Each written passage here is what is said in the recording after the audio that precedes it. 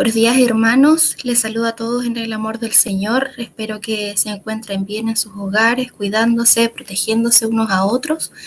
Y hoy día vamos a dar la palabra del Señor, vamos a reflexionar en ella esta mañana. Así que para comenzar, les invito a inclinar sus rostros, a poder orar un momento para poder exponer la palabra. Señor, te doy gracias, Padre, por este día. Gracias, Señor, porque podemos reconocer tu fidelidad en esta mañana. Podemos ver que tú eres bueno, Señor, con nosotros, que tú estás, Señor, presente, que tú eres nuestra compañía, Señor. Y gracias, Padre, porque tú también permites, Señor, que estas herramientas, Señor, tecnológicas nos permitan también estar más juntos, estar más unidos, Señor amado, a pesar de la distancia, y también podemos disfrutar también, compartir, Señor, de tu palabra por medio de estos medios, Señor. Te doy gracias por eso y te pido, Padre, que tú me ayudes, Señor, que tú me des de tu Espíritu, Padre Celestial, que tú me llenes, Señor, de tu presencia, Padre, para poder exponer, Señor, tu palabra, Padre, tal cual y en amor, Señor. Poder ministrarnos, Señor, unos a otros, poder animarnos, Señor amado, poder corregirnos, Padre Celestial, y bendecirnos también, Señor. Ayúdanos tú en esta mañana, Padre Celestial, y nos quedamos en tus manos, Señor, en el nombre de Jesús. Amén. Ya, mis hermanos, entonces, bueno, el día de hoy vamos a compartir la palabra de Dios que se encuentra en el libro de Efesios, y voy a dar lectura del capítulo 4, versículos 1 al 16. Básicamente la palabra va a estar entre los versículos 7 al 16, pero voy a leer desde el 1 para que ustedes también puedan comprender mejor el contexto en el cual está escrito este mensaje. Y voy a leer también una versión más entendible para que pueda ser más comprensible el mensaje también, la versión NBI, ¿ya? Así que vamos a darle lectura y dice así. Efesios 4, versículos 1 al 16, dice: Por eso yo, que estoy preso por la causa del Señor, les ruego que vivan de una manera digna del llamamiento que han recibido, siempre humildes y amables, pacientes, tolerantes unos con otros en amor. Esfuércense por mantener la unidad del Espíritu mediante el vínculo de la paz. Hay un solo cuerpo y un solo Espíritu, así como también fueron llamados a una sola esperanza. Un solo Señor, una sola fe, un solo bautismo, un solo Dios y Padre de todos, que está sobre todos y por medio de todos y en todos. Pero a cada uno de nosotros se nos ha dado gracia en la medida en que Cristo ha repartido los dones. Por esto dice: cuando ascendió a lo alto, se llevó consigo a los cautivos y dio dones a los hombres. ¿Qué quiere decir eso de que ascendió, sino que también descendió a las partes bajas, o sea, a la tierra? El que descendió es el mismo que ascendió por encima de todos los cielos para llenarlo todo. Él mismo constituyó a unos apóstoles, a otros profetas, a otros evangelistas y a otros pastores y maestros, a fin de capacitar al pueblo de Dios para la obra de servicio, para edificar el cuerpo de Cristo. De este modo, todos llegaremos a la unidad de la fe y del conocimiento del Hijo de Dios, a una humanidad perfecta que se conforme a la plena estatura de Cristo. Así ya no seremos niños, zarandeados por las olas y llevados de aquí para allá por todo viento de enseñanza y por la astucia y los artificios de quienes emplean artimañas engañosas. Más bien, al vivir la verdad con amor, creceremos hasta ser en todo como aquel que es la cabeza, es decir, Cristo. Por su acción, todo el cuerpo crece y se edifica en amor, sostenido y ajustado por todos los ligamentos, según la actividad propia de cada miembro. Amén. Esa es la palabra de hoy. Bueno, yo sé que este pasaje, quizás más de alguno de ustedes ya lo ha escuchado en alguna otra ocasión, alguna prédica, o lo ha leído, porque es un pasaje que se recurre mucho a él, es bien conocido, ¿ya?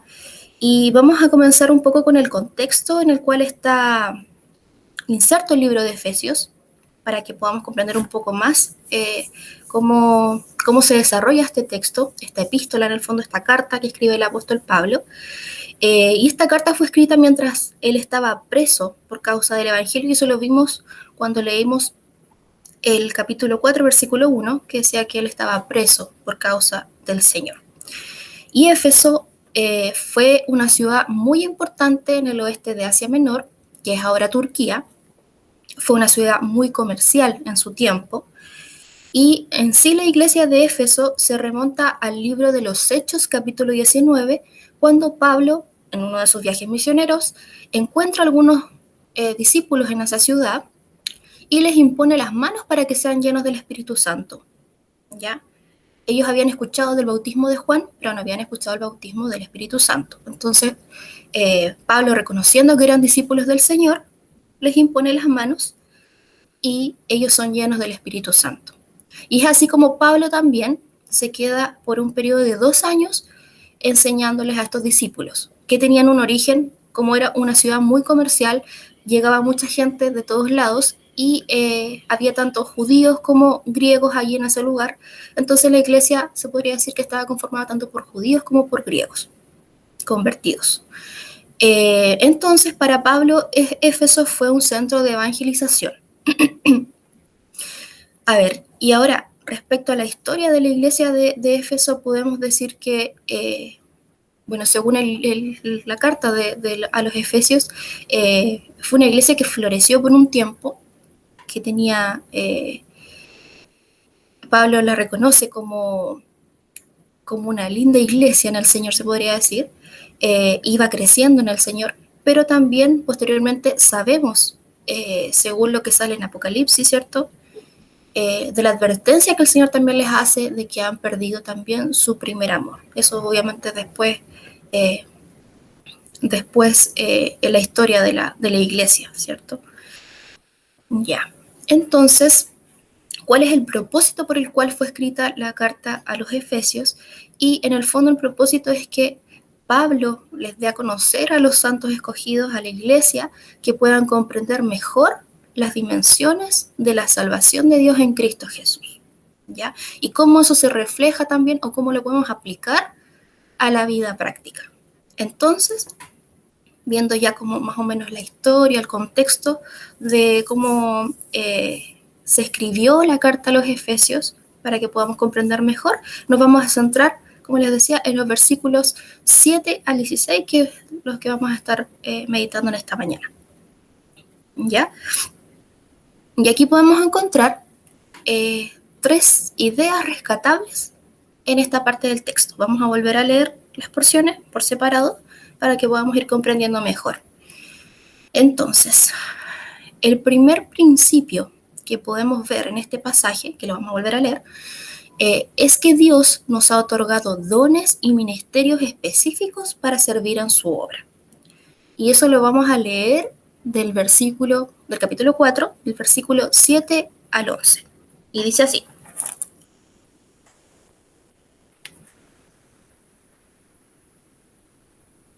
como les decía, yo lo voy a leer en una versión NBI para que sea más comprensible. Y dice así: pero a cada uno de nosotros se nos ha dado gracia en la medida en que Cristo ha repartido los dones. Por esto dice: cuando ascendió a lo alto, se llevó consigo a los cautivos y dio dones a los hombres. ¿Qué quiere decir eso de que ascendió, sino que también descendió a las partes bajas, o sea, a la tierra? El que descendió es el mismo que ascendió por encima de todos los cielos, para llenarlo todo. Él mismo constituyó a unos apóstoles, a otros profetas, a otros evangelistas y a otros pastores y maestros. Por lo tanto, entonces, como les decía, el primer principio que podemos extraer de esta porción de la palabra es que Dios nos ha otorgado dones y ministerios específicos para servir en su obra. Hermanos, cuando nosotros ingresamos a la familia de Dios y recibimos el Espíritu Santo en nuestra vida, Dios desde ya nos dispone un llamado. Eso está claro en la palabra. Él nos llama a cumplir un propósito en su reino. La palabra don, ¿qué significa o cuál es su origen? La palabra don viene del griego dorea, que expresa liberalidad, generosidad. Eso es lo que nos ha dado a nosotros. El Señor ha sido generoso, ha sido dadivoso y nos ha entregado dones, ¿ya? La salvación se podría decir que es el don por excelencia de Dios a los hombres a través de nuestro Señor Jesucristo. Sabemos que el regalo de la salvación a través del Señor Jesucristo es un don de Dios también. Y es por excelencia el mayor regalo que tenemos nosotros como seres humanos. Pero añadido a eso, el Señor a través de su Espíritu Santo, a través de derramar su Espíritu Santo en nosotros, nos ha provisto también de regalos adicionales para servirle. ¿Ya? Si vamos a la palabra en Romanos 11:29 dice, porque irrevocables son los dones y el llamamiento de Dios. En este sentido, ¿qué quiere decir la palabra irrevocable? Se refiere a que Dios no se arrepiente y no se lamenta de otorgar dones, dádivas a los creyentes, ni tampoco se arrepiente de haber llamado a sus hijos. ¿Ya? Entonces, ¿qué quiere decir esto? Que el Señor nos ha dado esos dones y Él se goza en darnos esos dones, ¿ya? No se arrepiente de esto, ¿ya? Entonces, ¿para qué nos ha dado esto? Para que nosotros podamos servirle de mejor manera en su obra. Santiago 1:17 dice, toda buena dádiva y todo don perfecto desciende de lo alto, del Padre de las luces, en el cual no hay mudanza ni sombra de variación.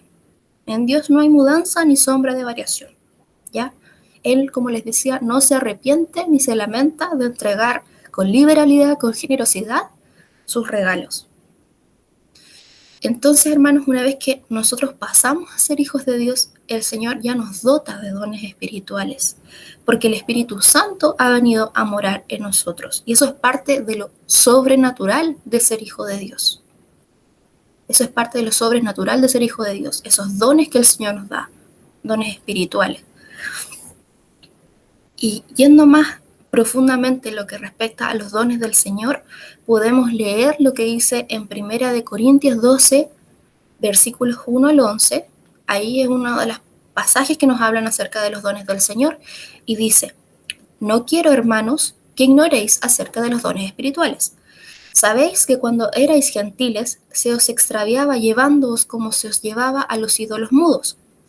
Por tanto, os hago saber que nadie que hable por el Espíritu de Dios llama anatema a Jesús, y nadie puede llamar a Jesús Señor sino por el Espíritu Santo.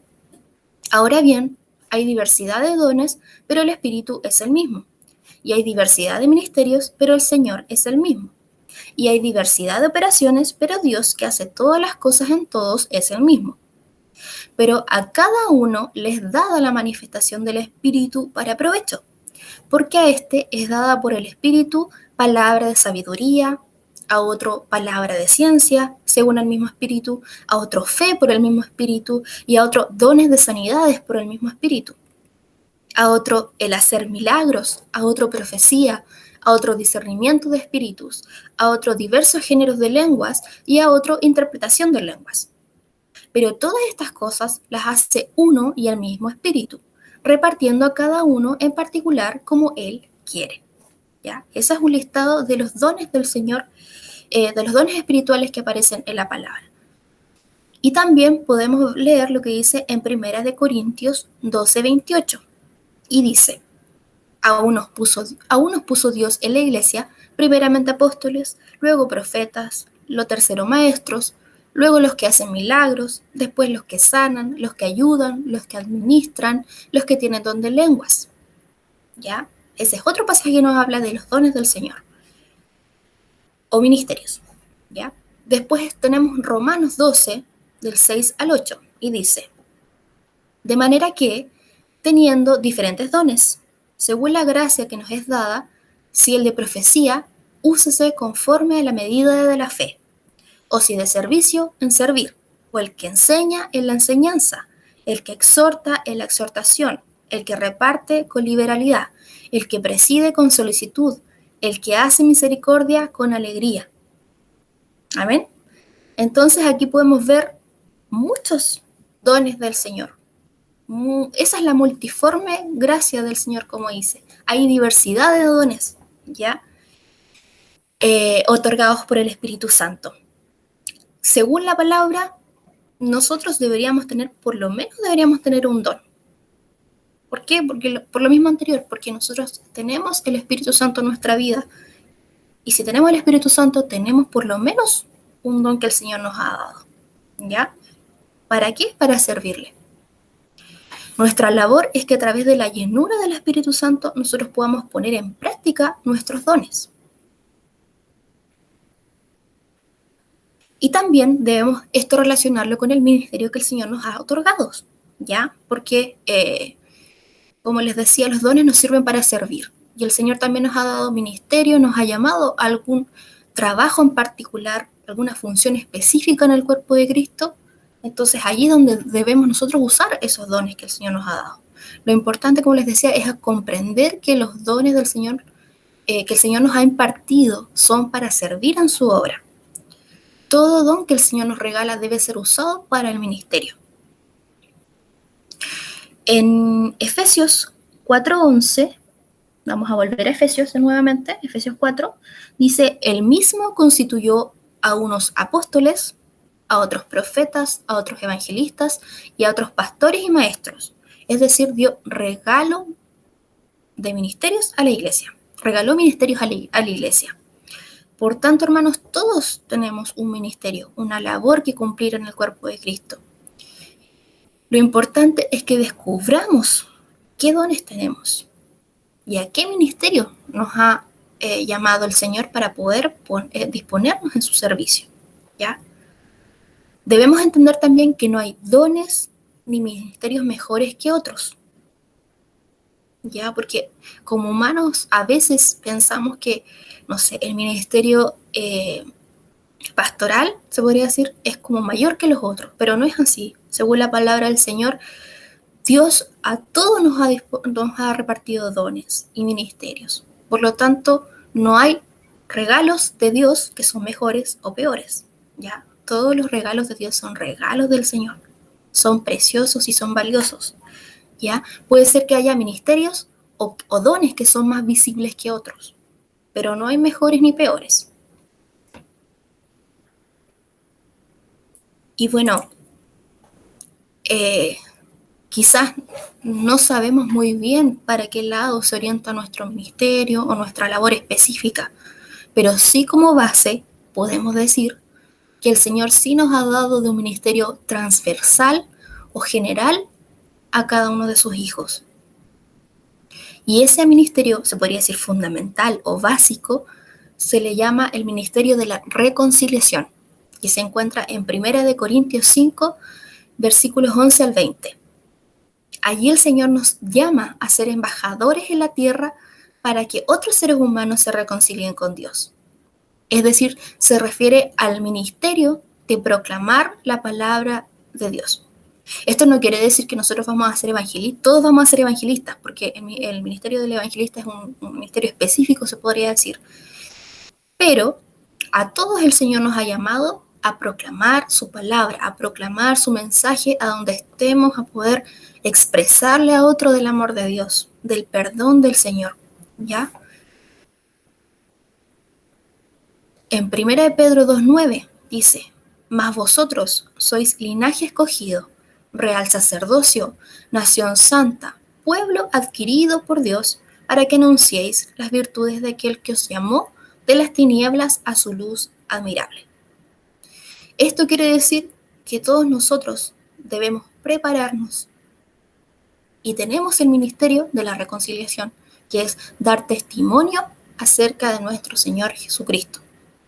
Esa es como nuestra labor básica, se podría decir, nuestro ministerio básico, nuestro ministerio fundamental como hijos de Dios es poder proclamar el mensaje del Señor Jesucristo, ¿ya?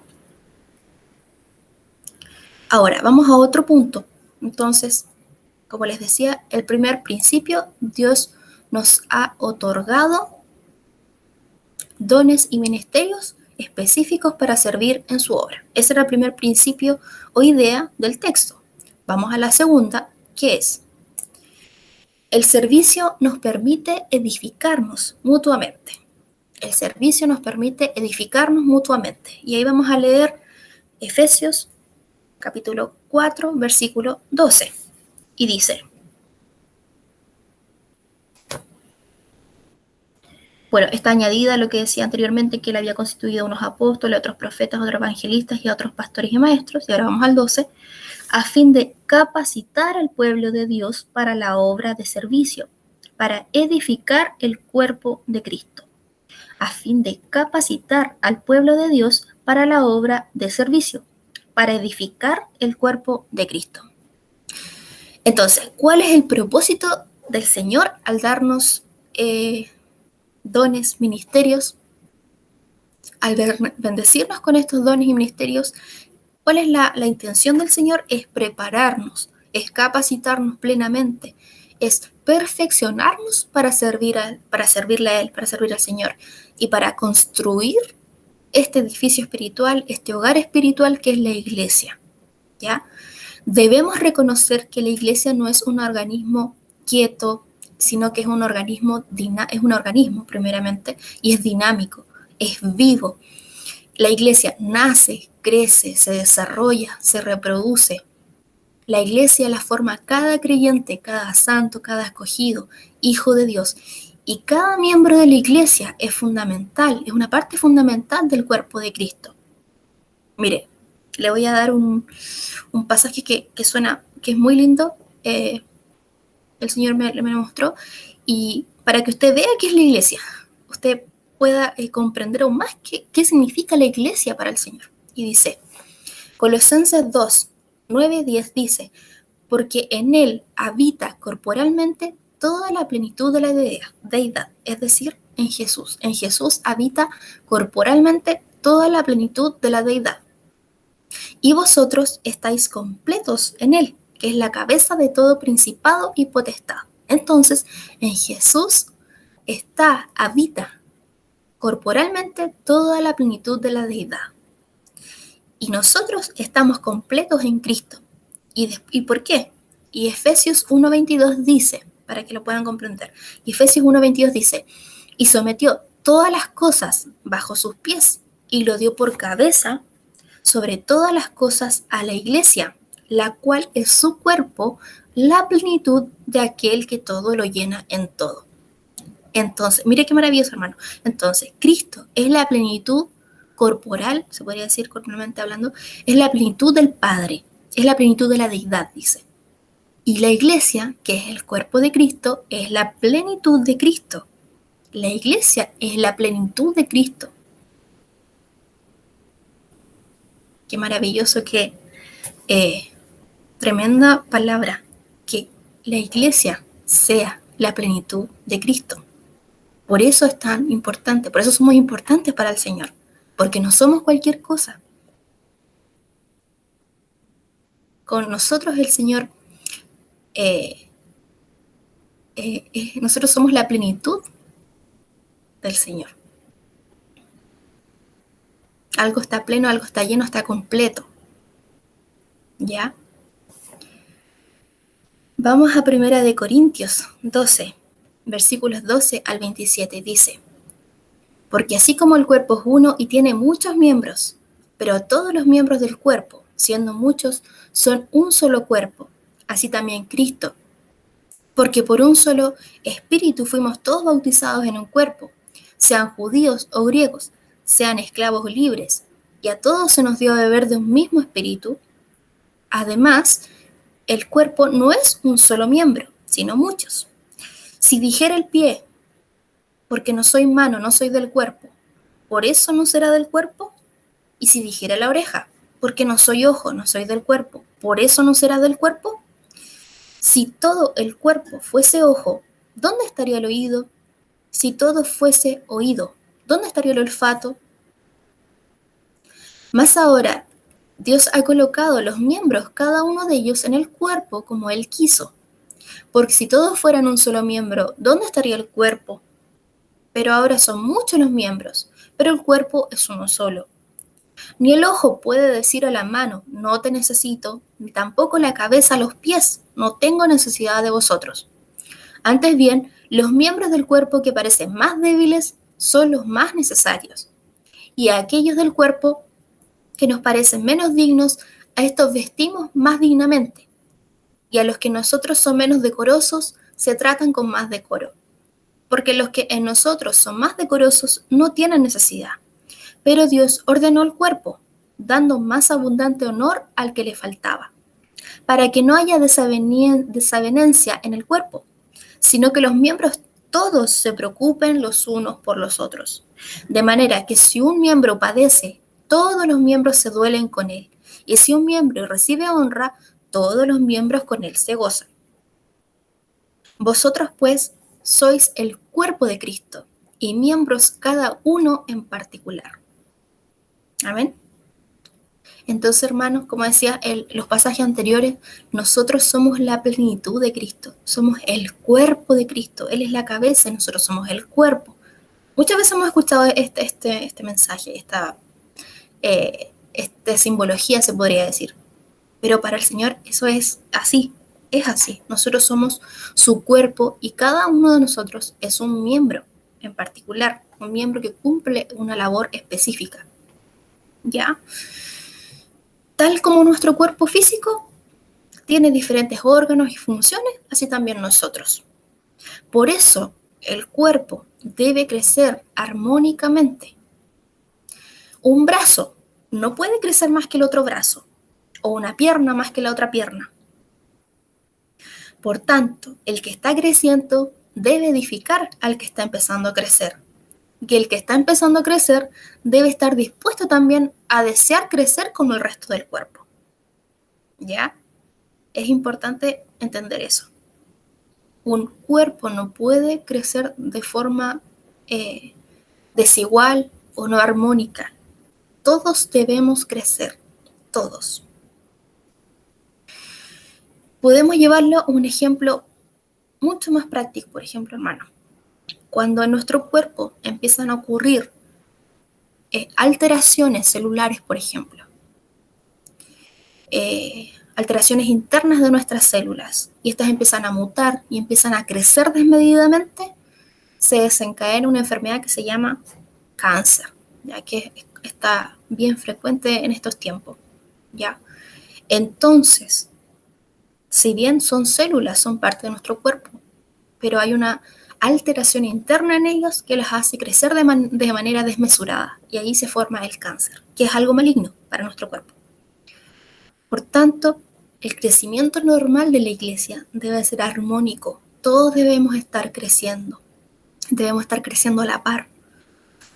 Por lo tanto, cuando uno de los miembros de la iglesia deja de cumplir su función en el cuerpo de Cristo, no hay ninguno otro que lo pueda suplir. Como cada miembro tiene su función específica, el cuerpo se resiente cuando debe suplir una sobrecarga de trabajo. Eso también nos pasa a nuestro cuerpo. Cuando, por ejemplo, cuando nos herimos un brazo, ¿ya? Podemos ocupar un solo brazo y ese otro brazo se resiente. O, no sé, cuando nos sacan un órgano, por ejemplo, aquellos que viven con un solo riñón, ese riñón solo cumple la función del riñón que falta. Entonces hay una sobrecarga de trabajo. Por eso la palabra del Señor dice que cada miembro cumple su función y debe cumplir su función en particular en el cuerpo de Cristo. La obra del ministerio es la tarea que cada miembro del cuerpo de Cristo tiene. Y esta no es un trabajo de un grupo selecto o de los líderes, no es el trabajo de solo un grupo de hermanos o solo los líderes, ¿ya? Todos debemos hacernos parte porque somos un cuerpo y nos necesitamos mutuamente.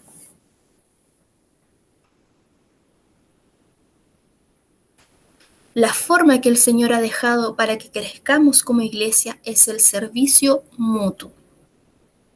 La forma que el Señor ha dejado para que crezcamos como iglesia es el servicio mutuo. La experiencia de servir nos hace crecer espiritualmente y acercarnos más al Señor. Si yo dejo de cumplir mi función en el cuerpo de Cristo, ¿cómo va a crecer mi hermano? Por ejemplo, si todos fuéramos miembros servidos, nadie haría nada. ¿Cómo nos animaríamos? ¿Cómo nos aconsejaríamos? ¿Cómo aprenderíamos de la palabra? ¿Cómo otros escucharían el mensaje?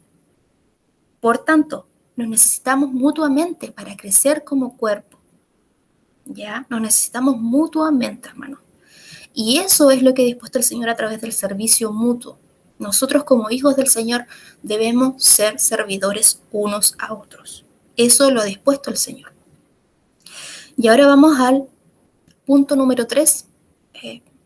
La idea central de este pasaje, la número 3, y dice, el servicio nos permite madurar en la fe. Y vamos a leer versículos, volvemos a Efesios 4, versículos 13 al 16. Dice, de este modo, todos llegaremos a la unidad de la fe y del conocimiento del Hijo de Dios, a una manera perfecta, que se conforme a la plena estatura de Cristo. Así que ya no seremos niños zarandeados por las olas y llevados de aquí para allá por todo viento de enseñanza y por la astucia y los artificios de quienes emplean artimañas engañosas. Más bien, al vivir la verdad con amor, creceremos hasta ser en todo como aquel que es la cabeza, es decir, Cristo. Por su acción, todo el cuerpo crece y se edifica en amor sostenido y ajustado por todos los ligamentos, según la actividad propia de cada miembro. Entonces, el servicio nos permite madurar en la fe. Y esto es muy importante, hermanos. Cuando nosotros servimos al Señor, no solo podemos edificar a nuestro hermano y a nuestro prójimo, sino que también nos vamos conformando al carácter de nuestro Señor Jesucristo a través de nuestro servicio. Mateo 20, versículos 25 al 28 dice, entonces Jesús, llamándolos, dijo, sabéis que los gobernantes de las naciones se enseñorean de ellas y los que son grandes ejercen sobre ellas potestad. Mas entre vosotros no será así, sino que el que quiera hacerse grande entre vosotros será vuestro servidor, y el que quiera ser el primero entre vosotros será vuestro siervo. Como el Hijo del Hombre no vino para ser servido, sino para servir y para dar su vida en rescate por muchos. El Señor Jesús es nuestro ejemplo de servicio. Él nos enseñó, incluso lavó los pies de sus discípulos. Nosotros como discípulos de Jesús debemos tener la misma actitud de servicio que el Señor tuvo cuando estuvo aquí en la tierra. Cristo no vino a ser servido, sino para servir y para dar su vida en rescate por muchos. Y esa debe ser nuestra motivación para poder servir a otros. Cristo fue un ejemplo de ser un servidor, compasivo, amoroso, humilde, paciente, entregado, disciplinado. Él es nuestro ejemplo supremo en servicio y sabemos que en nuestra fuerza no podemos alcanzar ese ideal de Dios, ¿cierto? Cuando crecemos juntos, podemos llegar a la unidad de la fe y del conocimiento del Hijo de Dios, a la estatura de Cristo. ¿Por qué? ¿Por qué podemos llegar a la unidad de la fe cuando crecemos juntos? ¿Por qué podemos llegar a la unidad del conocimiento del Hijo de Dios, a la estatura de Cristo cuando crecemos juntos como hermanos? Porque todos estaremos siendo transformados a la imagen de Cristo, porque estaremos madurando en nuestra fe. Pero es importante decir, hermanos, que este crecimiento, según el versículo 15 que leímos, dice que tiene que tener un ingrediente fundamental. El crecimiento armónico de la iglesia tiene que tener un ingrediente fundamental, y ese es el amor. ¿Por qué necesitamos el amor de Dios para poder crecer, hermanos? Porque el amor de Dios es tolerante, es paciente, no se enoja con facilidad, no guarda rencor, nos hace confiar en el otro y entregarnos al otro, tiene buenas intenciones, es bondadoso, busca el bien del otro, cuida y protege, nos lleva a ser humildes. ¿Por qué necesitamos del amor de Dios para crecer? Porque si no, nuestra firmeza, nuestra estructura, nuestro edificio, nuestro hogar espiritual, este cuerpo no tendrá firmeza. Este edificio no tendrá firmeza si no tiene el amor de Dios. Será fácil de derribar si vamos creciendo juntos y de repente un hermano se enoja y, pelea con otro hermano. o, o no, nos enojamos o guardamos rencor. Eso daña el cuerpo de Cristo, eso daña la iglesia, eso daña la estructura, la edificación espiritual que el Señor quiere que crezca, pero que crezca en amor. El amor de Dios debe reinar en medio de su iglesia porque esa es la única manera de crecer hasta ser en todo como Cristo. Primera de Juan 4:12 dice, nadie ha visto jamás a Dios.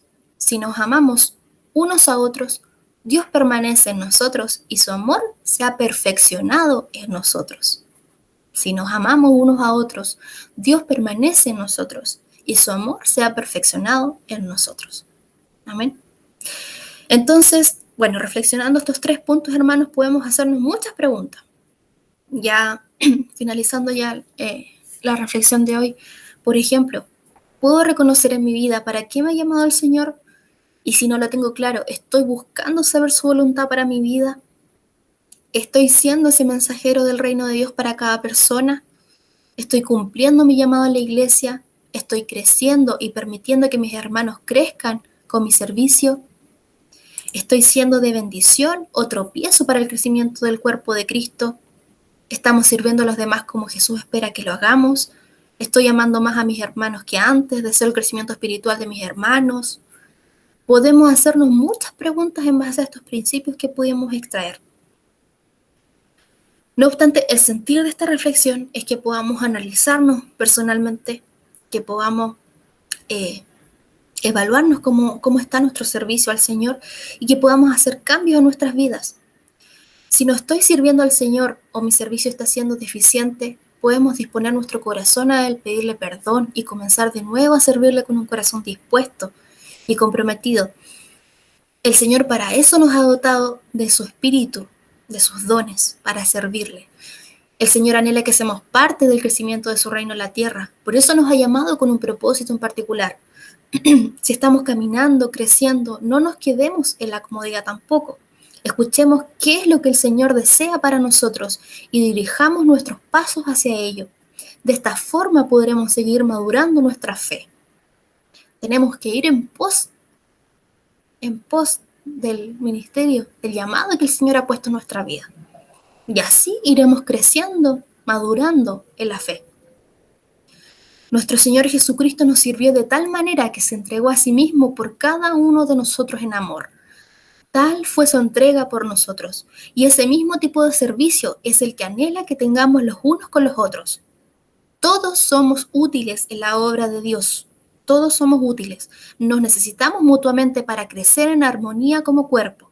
Si un miembro no cumple su función, no se estará cumpliendo el propósito de edificación mutua y por lo tanto la iglesia no avanzará porque no está cumpliendo su función a cabalidad. Muchas veces las iglesias están dormidas y no se desarrollan como debería ser porque cada miembro no está cumpliendo su función. Acá hay un ejemplo que coloqué también, que las iglesias muchas veces parecen circo pobre, porque pocos hermanos cubren los roles, van de aquí para allá, cumpliendo distintos roles, y eso agota al cuerpo de Cristo, agota a los miembros de la iglesia. A veces las personas se van de las iglesias porque se cansan. No, obviamente no es una justificación, pero como les decía, todos debemos realizar nuestra función en el cuerpo de Cristo. Muchos se desgastan tapando agujeros que otros dejan. Y eso no es la intención que el Señor tiene con su iglesia. No es la voluntad de Dios. La voluntad de Dios es que cada miembro cumpla su función en el cuerpo de Cristo. Por eso es importante que comprendamos por nosotros mismos que a qué el Señor nos ha llamado para servirle y ser obedientes en ello. Si usted no cumple su función, hermano, otras personas no van a conocer del Señor. Y eso es grave. Porque muchas veces no cumplimos la función del Señor y otros no conocen a Cristo. Por eso, porque no somos obedientes. Recordemos que el Señor dispone de nuestras vidas para colocarnos en el lugar que Él desea. Y en ese sentido, nuestra voluntad debe estar en sus manos para disponernos donde Él nos desee llamar. Como vimos varios pasajes, el Señor tiene una intención y el Señor nos coloca donde Él quiere. No es donde yo quiera, es donde Él quiere. Donde Él quiere ponernos, allí debemos estar dispuestos para servir al Señor. Amén. Bueno, hermano, esa es la reflexión que preparé para el día de hoy. Espero que usted lo tome con respeto. Yo traté de hacerlo en el amor del Señor, como les decía al principio. Me dispuse en el amor del Señor y que el Señor nos ayude a poder analizarnos internamente cómo está nuestro servicio al Señor. ¿Estoy cumpliendo con el llamado que el Señor ha puesto en mi vida, con el propósito por el cual el Señor me llamó? Esa es la pregunta que yo quiero que usted se analice el día de hoy, que usted se haga personalmente y que el Señor nos ayude a poder ser una iglesia que se desarrolla, que crece, que se reproduce, ¿ya? Entonces vamos a orar, hermanos, para poder ir finalizando y para que el Señor nos bendiga. Amén. Señor, te doy gracias, Padre, por tu palabra. Gracias, Señor, porque tú nos enseñas, Señor, a través de ella. Gracias, Señor, porque tú has dispuesto tu cuerpo, Señor. Y como decía allí los pasajes, nosotros somos tu plenitud, Señor, tu cuerpo, tu edificación espiritual, Padre. Gracias por eso, Señor. Gracias por tu misericordia, gracias por habernos escogido, Señor.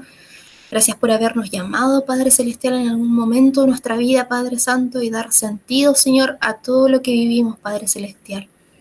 Yo te quiero pedir en esta hora, Padre, especialmente por mis hermanos, Señor, para que tú les bendigas en sus hogares, Padre Santo, para que ellos estén fortaleciendo sus vidas espiritualmente, Señor, con tu palabra, con oración, Señor amado, con ayuno, Padre Celestial, que tú les bendigas, Señor amado, y que, Señor, cuando llegue el momento, Señor, de poder salir de todo esto, de poder, llegado el momento de poder servirte, Señor, en la iglesia, Padre, podamos ser ese cuerpo, Señor, que tú quieres que seamos, Señor. Esos miembros, Padre, que trabajan, Señor, en pos de la obra, Señor, sirviéndote, Padre, a ti, Padre Celestial. Te pido que tú nos bendigas, Señor, en esta hora, Padre Santo, y, Señor, que tú examines nuestro corazón, Señor, que tú nos examines, que tú nos hables, Señor, en lo personal, Señor, y bendigas nuestras vidas, Padre Santo. Te damos gracias, Señor, en el nombre de Jesús. Amén. Amén. Que Dios les bendiga, hermanos, y que puedan seguir fortaleciendo sus vidas en este tiempo de cuarentena con el Señor. Adiós.